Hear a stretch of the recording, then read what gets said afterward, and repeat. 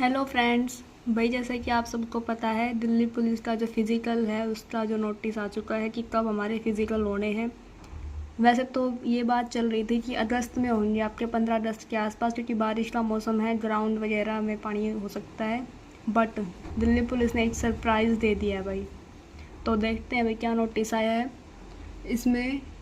Physical endurance and measurement test आपका जो सबका है, कांस्टेबल का भी है, ड्राइवर का भी है, हेड कांस्टेबल का भी है, AWTPO का भी है, सबके लिए है ये नोटिस।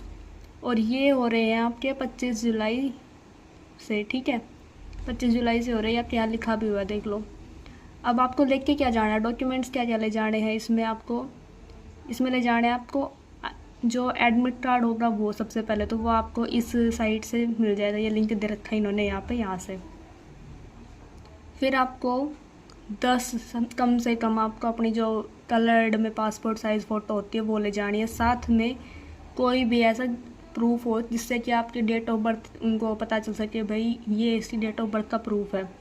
ठीक है, जैसे कि पासपोर्ट हो जाए तो आपको पासपोर्ट ले जाना है अपना, आधार कार्ड, ड्राइविंग लाइसेंस, इनमें से मतलब कुछ भी आप एक आईडी ले जा सकते हो अपनी। ज़रूरी नहीं है आप किसी के पास लाइसेंस नहीं हो। हाँ, जो मेल कैंडिडेट है उनको अपना लाइसेंस ज़रूरी है कि उनके पास हो। इनमें से आप कुछ भी ले जा सकते हो, passport, Aadhaar card, driving licence, service identity card. जो एक्स सर्विस मैन है उनके लिए है ये। आईडी कार्ड है किसी भी यूनिवर्सिटी, कॉलेज, स्कूल का हो, वोटर कार्ड हो, पैन कार्ड हो, ये सब कुछ। ये आपका सेंट्रल या स्टेट गवर्नमेंट से इशू होने चाहिए, इसमें लिखा हुआ है। उसके बाद candidate must bring the originals. आपको ओरिजिनल डॉक्यूमेंट ले जाने हैं। आपके एजुकेशनल सर्टिफिकेट होगी, कास्ट सर्टिफिकेट होगी, EWS, ड्राइविंग लाइसेंस हो गई, इन सब का आपको ओरिजिनल लेके जाना है। किसी ने NCC के मार्क्स लिए हो, सर्टिफिकेट लगाई हो, तो उसको भी अपनी ओरिजिनल लेके जानी पड़ेगी। ठीक है, साथ में 1 set of self attested photo copies. जितने भी ओरिजिनल डॉक्यूमेंट आप लेके जा रहे हो उनके साथ में उनकी एक फ़ोटो कॉपी होनी चाहिए जो सेल्फ अटेस्ट हो। सेल्फ अटेस्ट होता है कि उसमें आपके खुद के साइन होने चाहिए। ठीक है, और यदि आप ये चाह रहे हो कि मैं कोई भी ओरिजिनल डॉक्यूमेंट ना लेके जाऊं और फिर मुझे एक्सटेंशन मिल जाए, टाइम मिल जाए कि मैं बाद में ले आऊं, कहीं गुम हो गए मेरे या कुछ भी इशू हो, आप भूल गए हो, तो आपको डिस्क्वालीफाई माना जाएगा। वहाँ पे ये इसमें 4th नंबर पे यही दिया हुआ है कि डिस्क्वालीफाइड, नो एडिशनल टाइम और extension will be given to produce the original documents. बिल्कुल टाइम पे चाहिए उनको भाई, वो टाइम नहीं देंगे आपको कि आप अपना लेके आओ बाद में। तो जिसकी भी फिज़िकल की तैयारी बहुत अच्छी है, अपना पहले ही सारे डॉक्यूमेंट्स देख लेना, कभी बाद में मेहनत भी करो और फिर डिस्क्वालीफाई हो जाओ, वो सबसे बेकार होता है फिर। ठीक है, और जो इन्होंने डेट दी हुई है उस डेट तक की ही आपकी SC ST OBC EWS ये सब मानी जाएंगी। और जो इन्होंने फॉर्मेट बताया है उसी फॉर्मेट में वो होनी चाहिए। इसके अलावा किसी फॉर्मेट में कोई भी सर्टिफिकेट होगी वो एक्सेप्ट नहीं होंगी आपकी।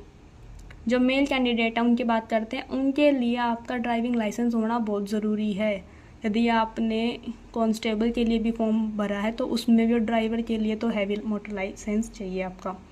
नॉर्मल लाइसेंस आपको कांस्टेबल में भी चाहिए होगा, लर्नर का कोई एक्सेप्ट नहीं होगा। इसमें इन्होंने बोला है यदि आप ड्राइवर के लिए अप्लाई कर रहे थे, उसके लिए आप फिज़िकल देने जा रहे हो, तो आपको हैवी लाइसेंस चाहिए होगा जो 15 तारीख से पहले आपका इशू हो गया हो। उसके बाद में यदि आपने बनवाया है तो वो अलाउ नहीं होगा। ठीक है, उसके बाद एक्स सर्विसमैन की बात कर लेते हैं कि जिस टाइम वो उन्होंने आर्म फोर्स से डिस्चार्ज हुए थे, वो जो सर्टिफिकेट मिलती है, नो ऑब्जेक्शन सर्टिफिकेट, वो उनको चाहिए होगी उस टाइम पे अंडरटेकिंग फॉर्म के साथ।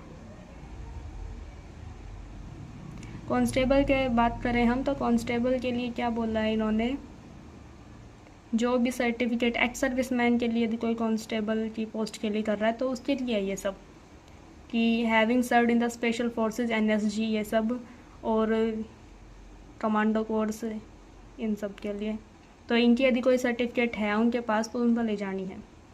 अब बात आती है कोई फीमेल है जो इस टाइम प्रेग्नेंट चल रही है, तो उनको क्या फ़िज़िकल देना होगा या उनको टाइम मिलेगा या क्या कुछ है ये नोटिस में, हम देखते हैं अभी। कि यदि आप प्रेग्नेंट हो या आपने किसी बेबी को जन्म दिया है और आपका मिसकैरेज हो गया हो, ऐसा कुछ हो उस टाइम पे, तो आप टेम्परली अनफिट बोल दिए जाओगे। ठीक है, उस टाइम पे आप नहीं दे सकते फिज़िकल। आप जो आपके मेडिकल डॉक्यूमेंट्स हैं आपको लगाने हैं वो आप लगा सकते हो इस सब के लिए। बट जहाँ तक भाई हमें पता है कि ऐसे जो मेडिकल अनफिट होते हैं उस टाइम उनका मेरे हिसाब से तो दोबारा कोई फिज़िकल लिया नहीं जाता। ठीक है, और ऐसी सिचुएशन में यदि आप रिस्क लेकर फिज़िकल करते भी हो तो फिर मेडिकल में वो बातें बाद में सामने आ जाएंगी, तो उसका भी कोई फ़ायदा नहीं है। तो इससे अच्छा है आप अपनी हेल्थ पे पहले ध्यान दो, उसके बाद फिज़िकल करने की सोचना। डेट, टाइम और वेन्यू जो उन्होंने आपके एडमिट कार्ड पे दे दिया कि इस दिन इस टाइम आपका इस शिफ्ट में, शिफ्ट तो खैर नहीं पता चलती, वहाँ पे जाने के बाद बैच बनते हैं, कि इस दिन आपका फिज़िकल होना है। उस दिन यदि आप एब्सेंट चल रहे हो, कभी ये सोचो हरियाणा पुलिस की तरह एब्सेंटीज़ को बुलाया जाएगा, तो भाई ऐसा कुछ नहीं होने वाला। ठीक है, बाद में कोई आपकी रिक्वेस्ट नहीं सुनी जाएंगी वहाँ पे। हरियाणा पुलिस वाले को तो फिर भी एक मौका दे रहे हैं कि चलो ठीक है, इस टाइम आपकी प्रिपरेशन नहीं हुई है तो आप किसी वजह से एब्सेंट हो तो आप बाद में आ जाना। तो बहुत से बच्चे ऐसे भी एब्सेंट हो रहे हैं कि अभी हम अपने पहले तैयारी कर लेते हैं फिर हम जाएंगे। दिल्ली पुलिस में ऐसा कोई नहीं है, कुछ भी नहीं है ऐसा, आपको एब्सेंट ही माना जाएगा, फिर आप नहीं दे पाओगे। तो अपना अच्छे से एडमिट कार्ड देख लेना, टाइम से पहुँच जाना।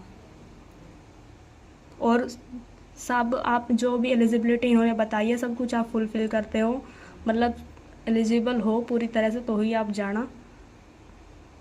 ठीक है, और तो ऐसा कुछ इसमें दिया नहीं है। और ये कोई भी आपको ट्रैवलिंग के लिए कोई ऐसे फ़ीस नहीं देगी कि आप इतनी भी दूर से आ रहे हो ऑल इंडिया में से तो आपको कुछ अलाउंस मिलेंगे, ऐसा कुछ नहीं है। आपको अपने पैसों से जाना होगा।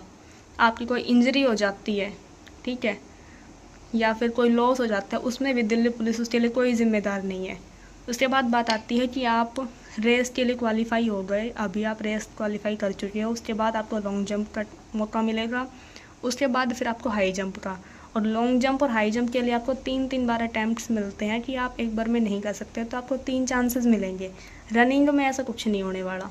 ठीक है, और यदि आप 3 में भी डिस्क्वालीफाई हो जाते हो, फाउल हो गया है और कुछ भी है, तो भाई उनकी साइड से आप डिस्क्वालीफाई हो, फिर आप कुछ नहीं कर सकते। तो अपनी अच्छे से तैयारी करके चलना यहीं से। ठीक है, फिर आपका इसमें पहले रेस वगैरह होगी, फिर आपका फिज़िकल मेजरमेंट टेस्ट होगा, उसमें आपकी हाइट हो गई, बॉयज़ की चेस्ट वगैरह, ये सब बाद की बातें हैं। इसमें हरियाणा पुलिस में ये सब पहले होता है। और आप कोई भी अंदर नहीं ले जा सकते, मोबाइल फ़ोन जैसा कुछ या और कोई इलेक्ट्रॉनिक गैजेट ऐसा कुछ नहीं ले जा सकते। ये तो इनके कहने की बात है भाई, वैसे तो पेपरों में भी इतने जैसे सुनने में आ रहा है कि पैसे भर के लगे हैं, तो भाई उनको भी किसी तरह तो हुआ ही होगा। पर ठीक है, जिसका भी नाम आ गया है फिज़िकल के लिए, उन सबको मेरी तरफ से ऑल द बेस्ट। भाई अपनी अच्छी तैयारी कर लेना, जितने भी दिन बचे हैं तुम्हारे, और सबको ऑल द बेस्ट। ऐसे इन्फॉर्मेशन आपको टाइम से मिलती रहेंगी, चैनल को सब्सक्राइब कर लेना और कमेंट में बता देना कैसी लगी है इन्फॉर्मेशन, किसकी तैयारी हो चुकी है, किसको अभी करनी है।